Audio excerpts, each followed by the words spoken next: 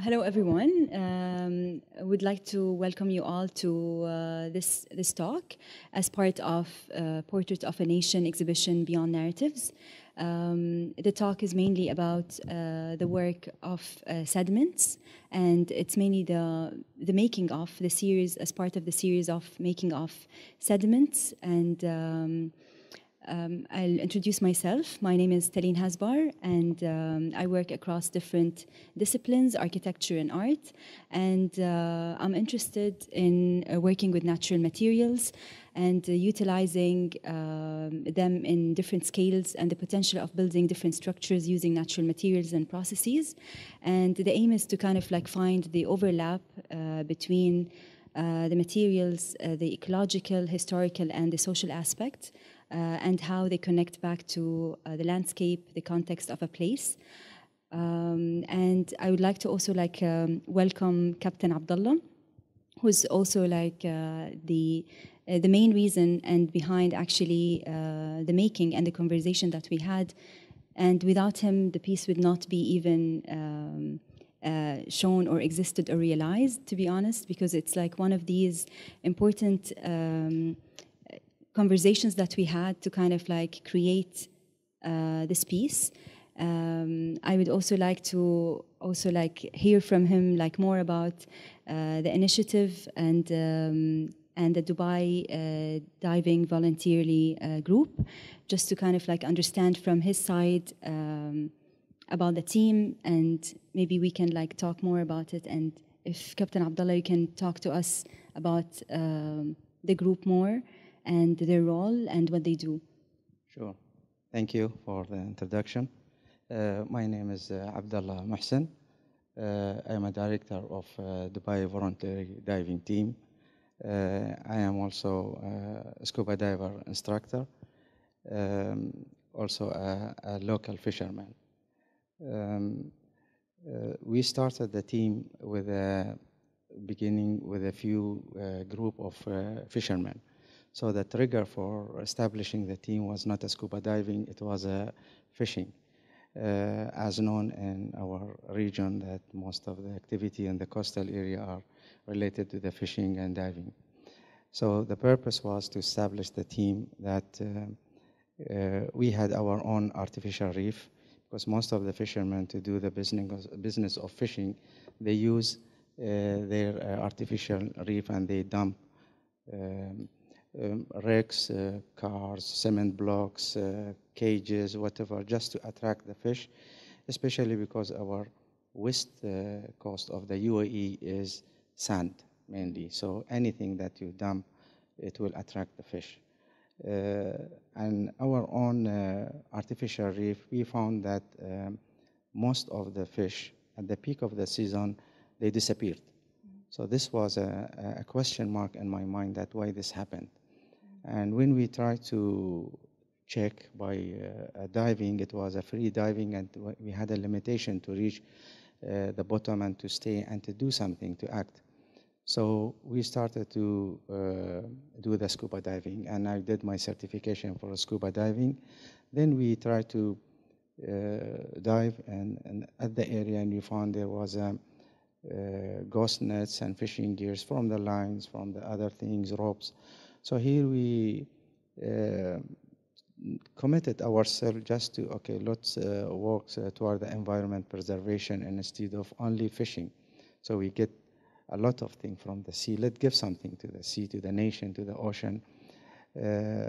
So we started with a few numbers.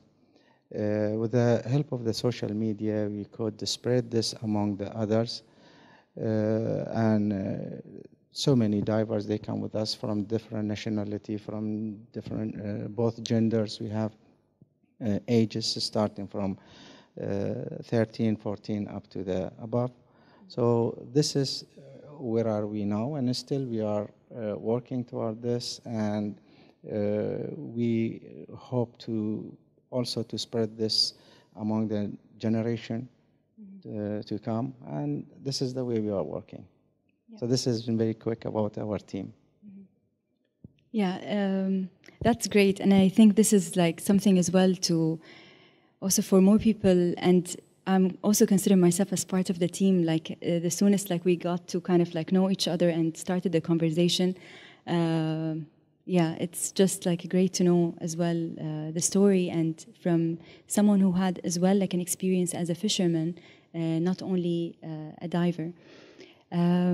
Also like to kind of maybe look at Sediments and maybe like how the making of like when it started, maybe like to talk to us about like how when we started talking, or like the conversation, how did it start? Or I was just as usual searching in my phone and looking in the Instagram for the post and messages.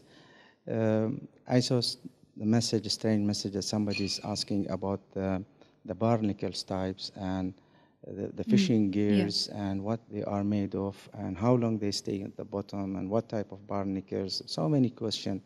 So I was trying to answer with my basic knowledge in the marine, because it needs a lots of experience to answer such things. So then I was wondering that who is this? What is behind all these questions? And but it's good because it was related a little bit to our activity. So I tried to share the contact number and to discuss more, because it was interesting and it was a good questions really. So then we shared the number, and that message was from Talin. yeah. So then we met, we discussed, and she had also good experience and knowledge about the research that she did about the type of the barnacles and the things that forms on these fishing gears when they stay on the bottom for a long time. During the discussion, we little bit drive to the other things, which recycling, and why not using the things that we recover from the seabed. We do weekly trip whole the years, and we recover lots of fishing gears, waste, ghost nets, ropes, lines, others. So she said, can we do something with this? And this was in fact in my mind for a long time, that can we use this one to do something for the community? Can it be recycled? Can it be used? And I could not find really somebody just to work toward this. So yes, we said, yes, we can do. Even it was not, it requires planning and lots of things just to do that. But I said, yes, we can do. Because I was sure that once you do something volunteering and for the ocean, it will be succeeded. And we said, okay, let us sit and plan for that. And we decided to make it in 3 stages. A stage of diving, and a stage of preparation of the ropes, and a stage of manufacturing, which 100% was under Talin, and a stage of diving and was under me. And preparation, we were both like a 50-50 with yeah, it's Talin. more like Captain Abdullah and the team. So, like it was. So the stage of diving, it was to plan that how many trip we need to do, and how much the ropes and waste we need to recover. She said that, Abdullah, I need minimum 50 kg of these ropes per trip. So you have to do the calculation, how many trips, kg, and how much it is required for the one slab. So all this information, it was so quick. And another important thing was that it was a big challenge. The deadline was very short.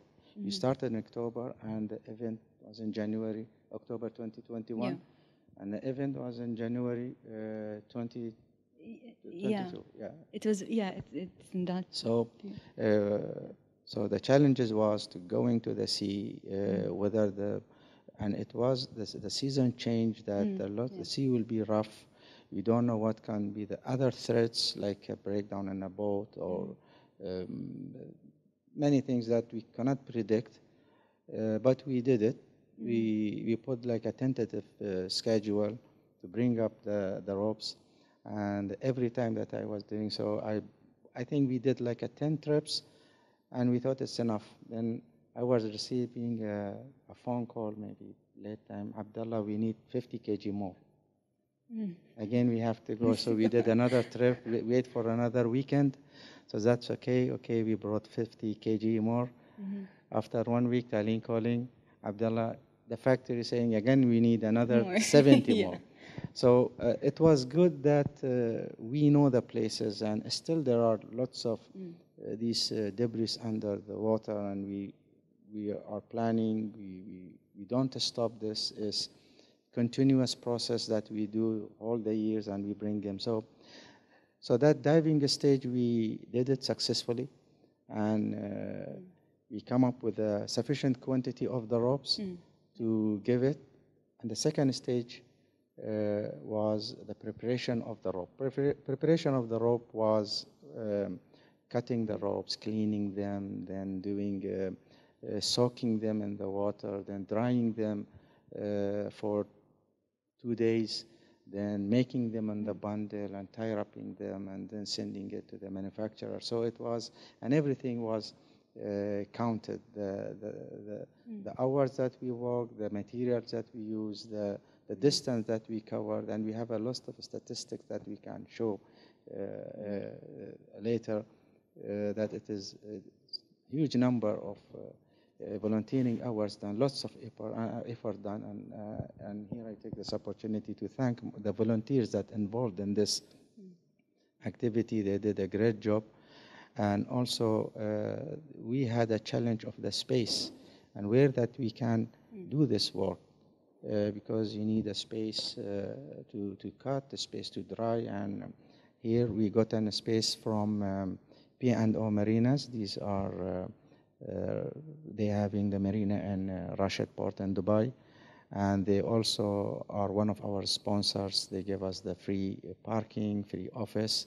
So also they gave us a free space for this project specifically, with the facility of the water, fresh water there, the fencing, and everything was ready. So we did this stage. I think it took maybe two months stage of cutting and preparation. In fact, the things were going parallelly, but the most longer process was the preparation of the rope. These two stages, the scuba diving and stage of preparation. I will leave the stage of manufacturing to Talin, because she's expert on that. Yeah. So we were actually like, there's really a lot of, like, the process was very interesting because it kind of like involved different places and also like different kind of way of looking at the material and then what is also found.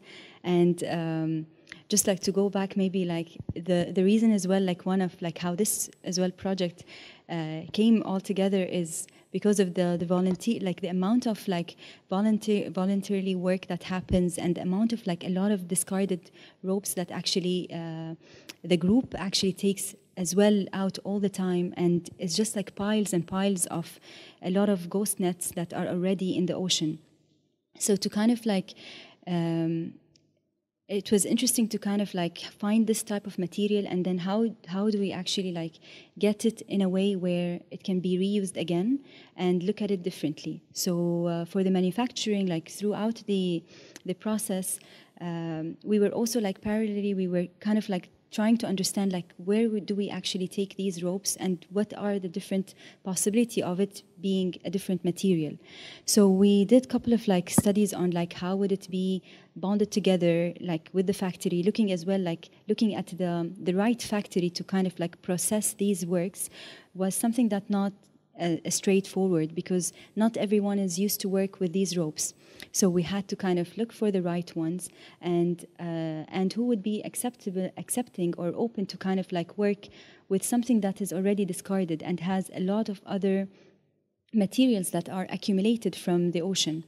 And that's where like we started trying different processes with just heating, and we tried other ones with just kind of compressing it with pressure, and like sometimes we added heat, and we were playing with as well like how much we need to kind of like compress and leave it under heat, or do we do both of them together, or what kind of mold we will need to actually use in order to achieve that. And then like a few different like kind of as well like prototypes. We started this is like the sample of like what is also kind of we tried earlier in the process. One of the, let's say, successful prototypes we had earlier as well, like some of them where it's more about like how it would heat and kind of bond together. So it was interesting to reach to a point where also the using a rubber factory who are used to kind of like working with rubber, and instead of just using a normal rubber, it was more about like using those ropes and then compressing it under like heat and compression together in a metal mold, and then using as well the recycled rubber as a material or aggregate to bond them together even more, and use also like some kind of treated resin in order to kind of just give a very like less amount of like bonding, but then let the rope be the actual aggregates or the actual component of those slabs. So that's why the amount of like ropes were needed even more in order to kind of like make this the right formula or equation for like, okay, how much we need to kind of add from the ropes in order to make it more sustainable and more like something that could be like elastic enough, but also something that could also hold itself and hold the material within that. And for the process as well, we looked at creating something that is more linear to kind of be able to kind of tell each slab would hold these amount of ropes, that kind of an indication of how much the ropes actually, to look at it as ropes, not to kind of heat it up where it loses its character. But we really wanted to kind of, when someone looks at it, they immediately kind of like have in mind, or like they can immediately relate like what they're looking at, which are ropes and ghost gears, which consist of ropes and also fishing nets. So yeah, so this is basically how the manufacturing happened, and yeah. I was always asking her that she asking why ropes, why especially ropes. Why not, we have many things, why not like a plastic bag? There are many things in the ocean you will find polluting the ocean and affecting. We have chemicals, we have plastic bags, we have other reasons that cause, and why ropes? In fact, we found lots of mammals, like dolphins and turtles. They died because of the ropes. Because even like 2-3 meters of rope is enough to kill a one turtle. Because when it touches one of the fins, it turns itself because it's scared. It scares and turns itself, then it will tangle more and more. And this is, we saw it live down, but we could not capture that. Because normally when we work and to finish any task down, we concentrate a lot on what we are doing more than recording. So the ropes makes danger to dolphins, to turtles especially, even to other fishes. Not only the fishes, even to human.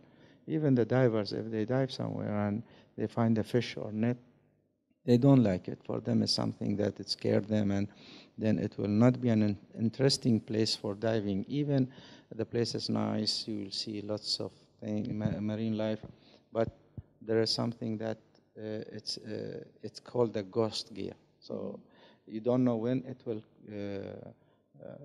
act, when the accident may happen due to this, but in fact the ropes also worth to work on it, and we try to remove them as much as we can. Anywhere now we go, we just remove them. Yes, this is main thing that we concentrate on this.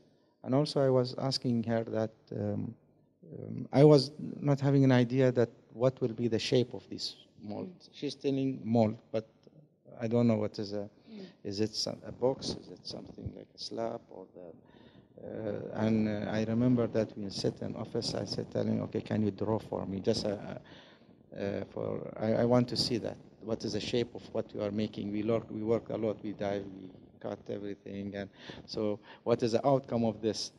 And at the end I saw, and this was the shape of the mold that she did. And now they ask maybe question that what is the next.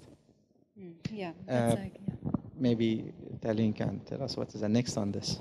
Yeah, it's a big question actually, because like we're always kind of like, what do we do with the?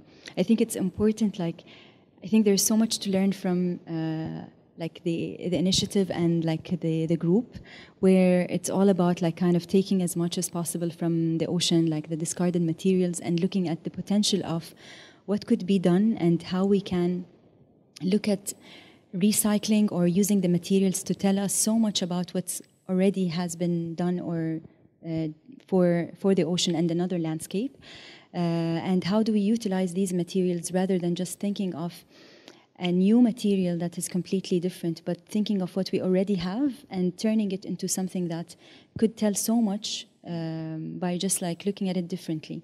So I think there is so much as well to be, I think, still to kind of like allow the process, because I think, and the conversation to go, because through the first conversation that we had, it was initially we started just looking at the accumulation and asking you so many questions about what gets accumulated, about the gargours, and like what accumulate on the gargour and the metal structure, and then the whole kind of process started to appear, and like the other kind of like way of looking at the ropes happened after a few trips. And then like this kind of like material was actually where we were focusing on it more. But I think there are so many other ways to also like maybe look at different materials as well in the ocean, and maybe as well looking at this material as like a way to be introduced differently. I'm not sure yet where, but it's definitely could be used in different applications, I guess, as well.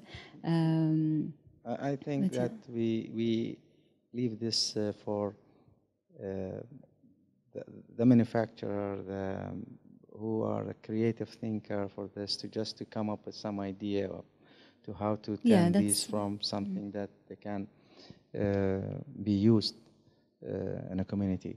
Yeah, like I think it has so many different levels where like it's something that we all need to kind of look at it differently. The manufacturer would need to look at it as well, like how to alter the way they think about materials and what is the value of these materials, and what is also the history of those, like what was collected and what is actually happening around, and then and it could be applied in different scales as well. But yeah, I think that's definitely. So these ropes are mix of the ropes from different Emirates in the UAE. So it's not all from Dubai. We start our trip from Dubai, but we reach to Abu Dhabi if you go west, and if you go north or the east, we reach to border of Ras Al Khaimah. So it's a long trip. It's a long day. Depth reaches to 30 meters. So it's a mix of color, also type, and also these ropes are some of them nylon, some of them are you can say wool or cotton, because the question was sometime I received the question that okay, the nylon, it's a part of plastic, it's worth to take it out, but what about those are not nylon? As I explained, because for us it's not only because it's a plastic, because also it has another threat to marine life. So always we have to think in different angles. What can this affect? It's not only, as I said, it's not only for the marine life, it's only for us, it's also for other things. It's plastic, it's danger to them also. So still there are other type of like a waste that we bring up. Now we got the idea of thinking and doing something from what we recover. So this is a successful project we have done. So now still it's going on, and we think we can do still more and more. So, yep. Thank you so much, Captain. Thank you. So I would like to, like, if there is any question More than welcome. Yeah, sure. Oh, sure, sure. Okay, hi. Thank you so much for the interesting bits of information. It was really nice to know more about the process. I'm Talin's sister, but there were so many bits and pieces that I just learned.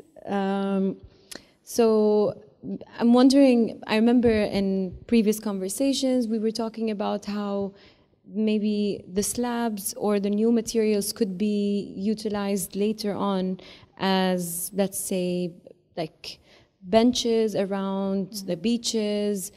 And I mean, Talin was trying to explore, and okay, could this newfound material from the waste material be utilized and maybe beyond like an artwork installation, or maybe just a design piece or a series of benches and stuff like that. But listening now to this talk, I'm wondering, would sending back these materials to create an artificial reef work in that sense to attract fish, as opposed to like using debris and like random materials just to attract them? Or I'm asking from like a fishing point of view, do you think maybe this material could find its way back to the ocean or to the reefs to create the artificial reefs? Or that could be something maybe, you know, with this collaboration it could be, you know, studied or just like, you know, worked on.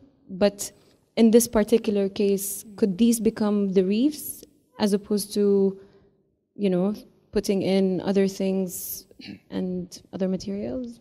Yeah, it's a good question. In fact, see, for making an artificial reef, there are certain criteria and requirements. We are not a specialist, but based on my experience, the artificial reef require to be heavy. That it can withstand the winds and waves and the currents, and yes, it can be mixed with some other material, but this need to be taken to the concerned authorities that they can do sampling analysis and to see whether this has any impact or not. But it is made of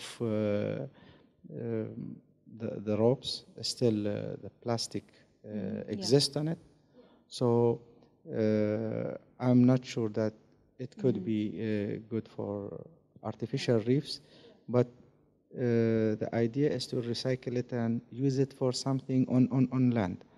Yeah, but yes, if yes, then it need to be like a laminated or on somehow, but based on the weight of this, I don't recommend. Yeah.